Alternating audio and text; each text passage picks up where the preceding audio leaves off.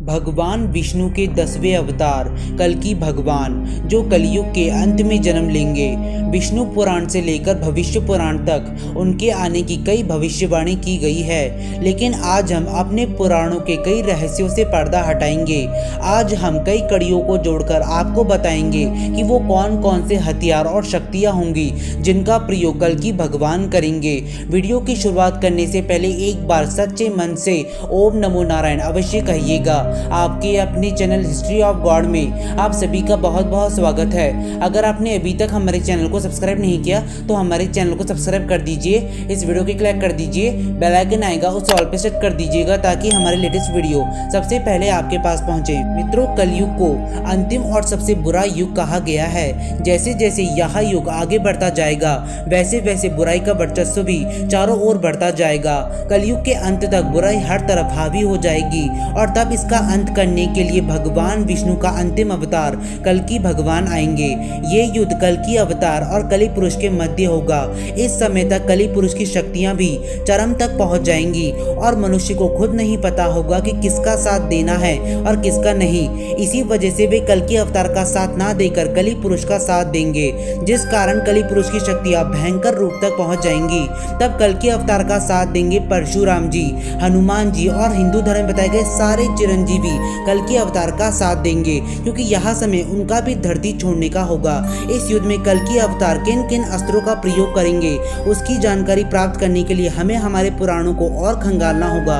तब हमें इसकी जानकारी मिलती है कि वो कौन कौन से अस्त्र या शस्त्र होंगे जिनका प्रयोग कल्कि भगवान करेंगे। सबसे पहले है महारथी कर्ण के कवच और कुंडल। मित्रों, ऐसी मान्यता है कि भगवान कल्कि महारथी कर्ण के कवच और कुंडलों को धारण करेंगे। जब कर्ण से उनके कवच और कुंडल ले लिए गए थे तब देवराज इंद्र इन्हें स्वर्गलोक लेके जाना चाहते थे, लेकिन छल से प्राप्त किसी भी वस्तु को स्वर्गलोक नहीं ले जाया जा सकता था। इसी कारण देवराज इंद्र ने इन कवच कुंडलों को धरती पर ही छुपा दिया था। इस स्थान को उड़ीसा के कोणार्क मंदिर के आसपास बताया जाता है। द्वापर युग के बाद इतने शक्तिशाली कवच कुंडलों का कार्य सिर्फ और सिर्फ महाभारत से भी ज्यादा शक्तिशाली युद्ध में ही हो सकता है। ये युद्ध कलयुग का अंतिम युद्ध ही हो सकता है, जिसकी जानकारी हमें हमारे पुराणों में दी गई है। मित्रों, कल्कि भगवान महारथी कर्ण का कवच और कुंडल धारण करेंगे। यह अवश्य हो सकता है, क्योंकि इस सृष्टि में कोई भी कार्य बिना किसी वजह के नहीं होता है। यदि महारथी कर्ण का कवच कुंडल आज भी धरती पर मौजूद है तो इसके पीछे कोई ना कोई बड़ा कारण अवश्य होगा। आपको क्या लगता है? आप हमें कमेंट सेक्शन में कमेंट करके बता सकते हैं। इसके बाद है भगवान विष्णु का सुदर्शन चक्र। श्री कृष्ण के देह त्याग करने के बाद उनके सुदर्शन चक्र का वर्णन बहुत ही कम मिलता है, लेकिन एक कथा के अनुसार श्री कृष्ण के धरती छोड़ने के बाद सुदर्शन चक्र भी धरती में ही समा गया था, क्योंकि सुदर्शन चक्र कोई साधारण अस्त्र नहीं था बल्कि समय चक्र भी था। जी हाँ मित्रों, इसकी जानकारी हमें ऋग्वेद में मिलती है। ऋग्वेद के अनुसार सुदर्शन चक्र एक ऐसी शक्ति थी जिसका प्रयोग करके भगवान विष्णु या उनके अवतार समय चक्र को रोक सकते थे, समय चक्र को बदल सकते थे। श्री कृष्ण ने सुदर्शन चक्र का प्रयोग करके ही महाभारत युद्ध के मध्य समय को रोककर अर्जुन को विराट रूप के दर्शन करवाए थे। मित्रों, सुदर्शन चक्र को भगवान विष्णु के अतिरिक्त केवल और केवल उनके अवतार ही धारण कर सकते हैं। आज भी सुदर्शन चक्र धरती में ही समाया हुआ है और कलयुग के अंत में जब भगवान कल्कि को इसकी आवश्यकता पड़ेगी तब वे इसका प्रयोग अवश्य करेंगे। भगवान कल्कि के अतिरिक्त केवल केवल भगवान परशुराम इसका प्रयोग कर सकते हैं, क्योंकि वे भी भगवान विष्णु के ही अवतार हैं। इसके बाद है भगवान विष्णु का सारंग धनुष। सारंग धनुष भगवान विष्णु का दिव्य धनुष था। इस धनुष का निर्माण देव शिल्पी विश्वकर्मा ने ही किया था। जब कभी भी इसके ऊपर किसी दिव्यास्त्र का संधान किया जाता था तब उस दिव्यास्त्र की शक्ति और उसकी गति कई अधिक गुना बढ़ जाती थी। यह धनुष सबसे पहले परशुराम जी के पास था।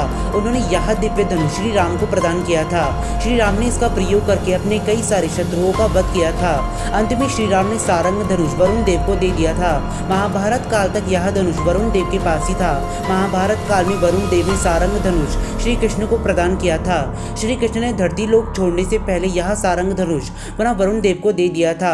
मित्रों, सारंग धनुष श्री राम के पास था, श्री कृष्ण के पास था, तो ऐसा हो सकता है कि यह दिव्य धनुष भगवान कल्कि के पास भी होगा और शायद श्री कृष्ण ने इसी वजह से यह दिव्य धनुष वरुण देव को पुनः दिया था ताकि वे कलयुग के अंत में सारंग धनुष भगवान कल्कि को प्रदान कर सके।